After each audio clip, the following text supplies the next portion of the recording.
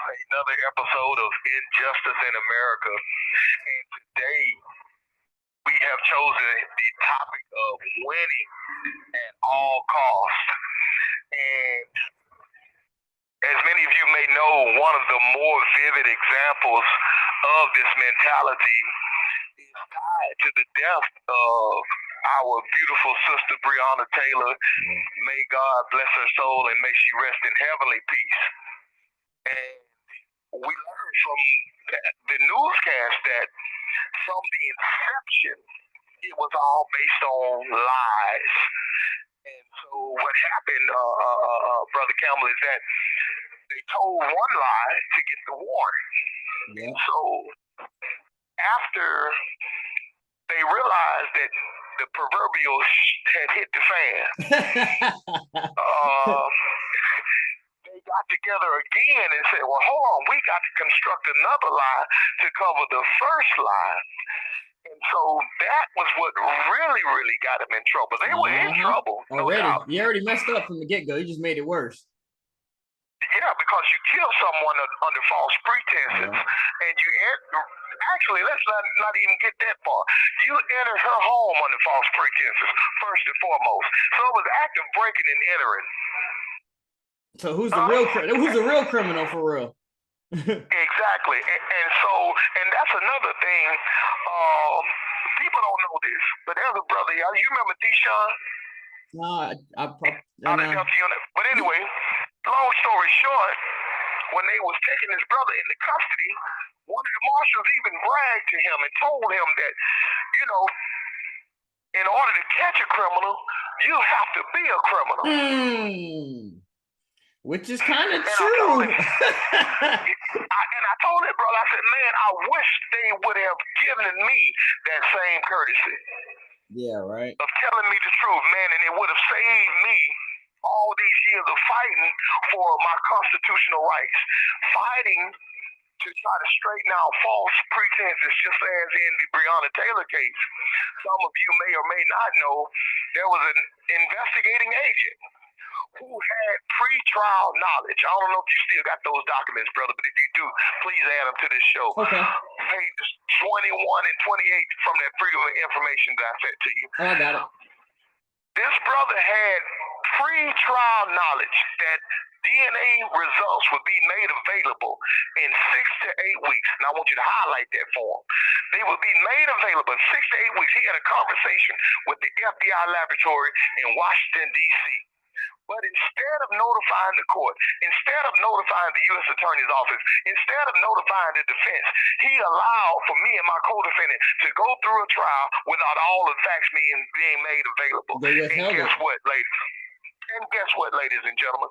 It was favorable DNA evidence. It did not match me or William Stevens, the two men that are still doing the time 26 years later for a crime that we did not commit. This call is from a federal prison. Set up under false pretenses and based on a lie.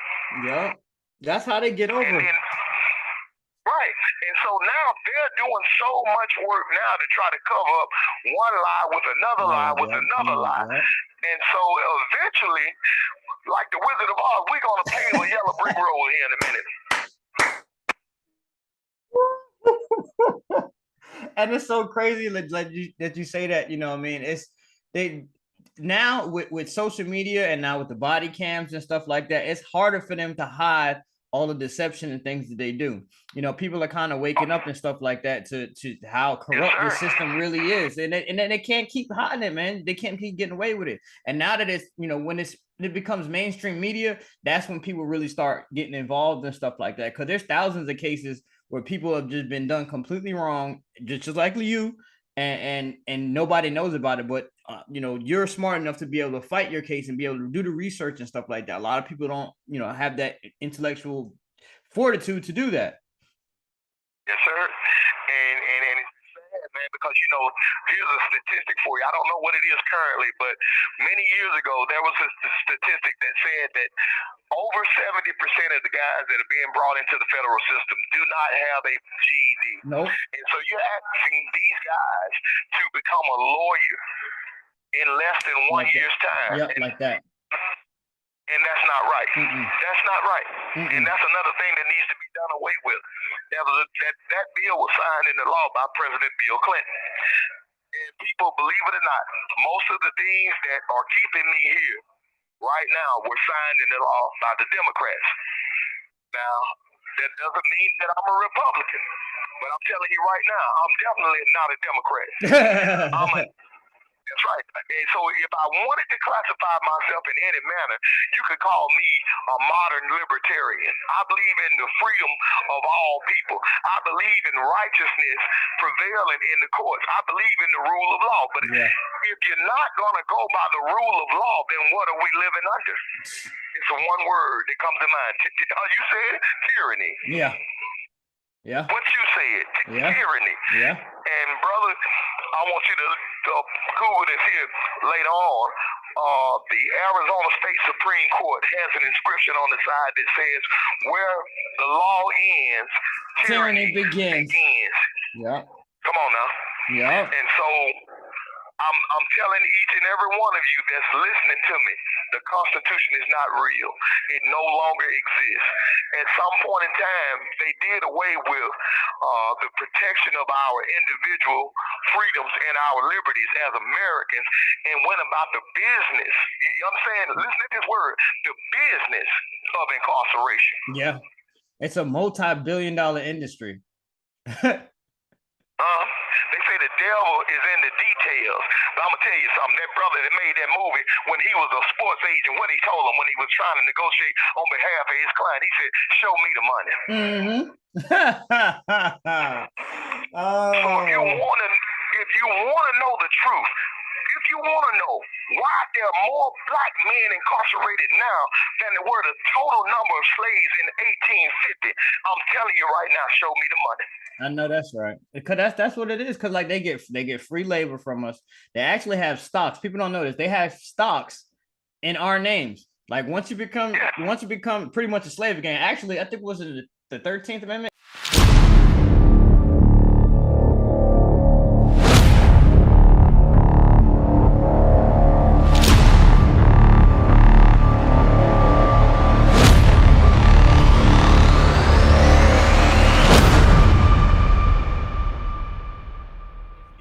Violate the laws of the land, you become indentured servitude. So you become a slave again.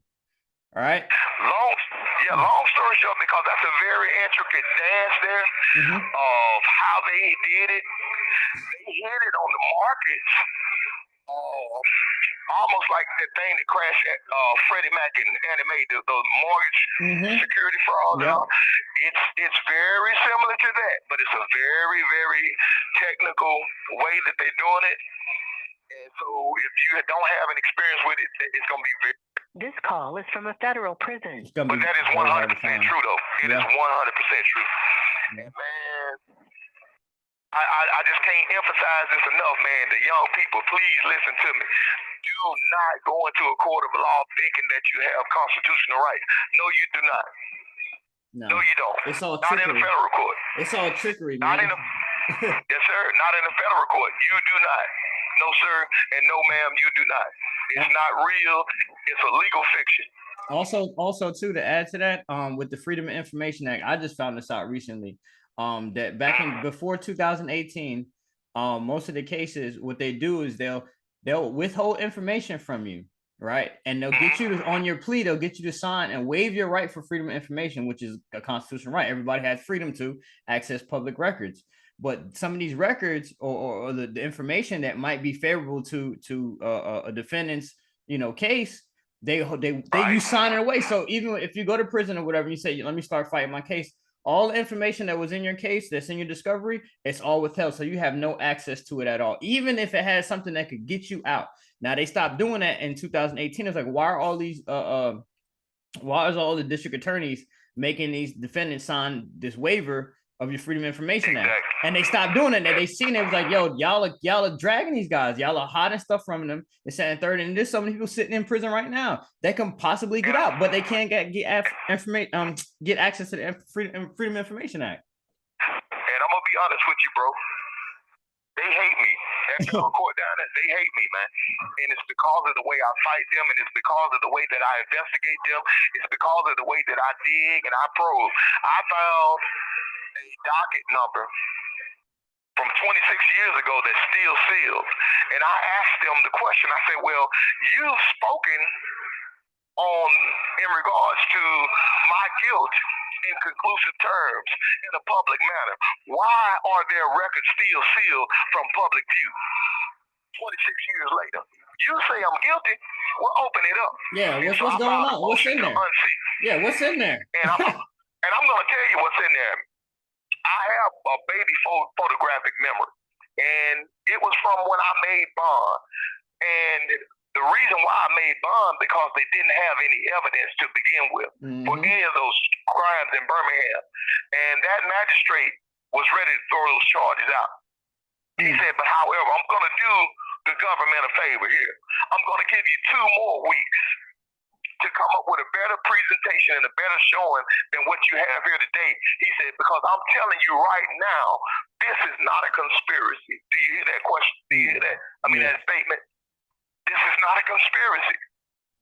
And so what is he saying to them?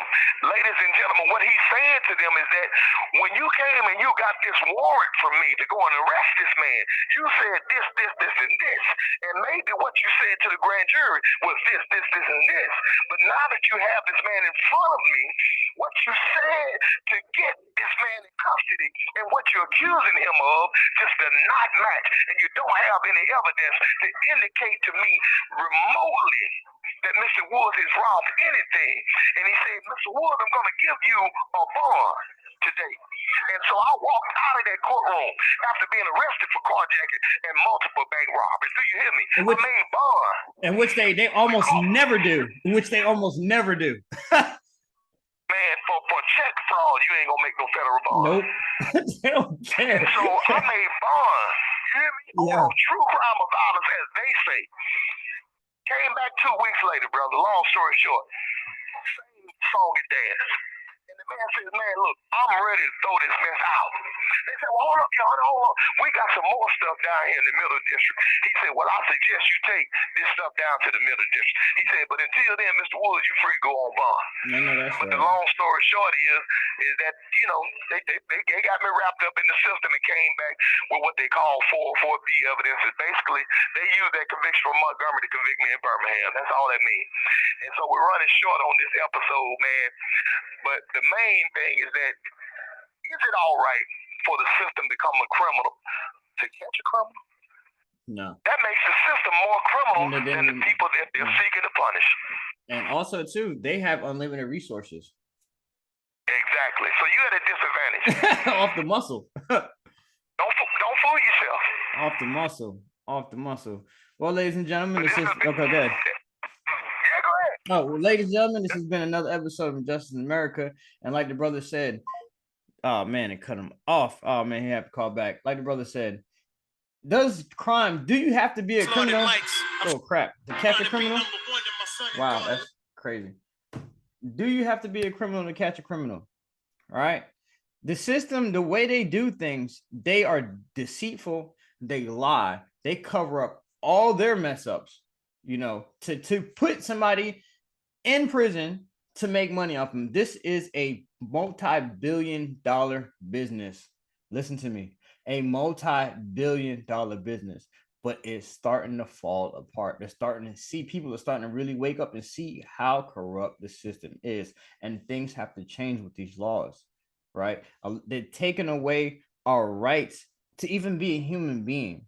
Okay, and then you got brothers like Mr. Woods that's sitting back there, innocent man. There's plenty of them across the country, plenty, and women incarcerated falsely, and they will not let them go, even though they changed the laws.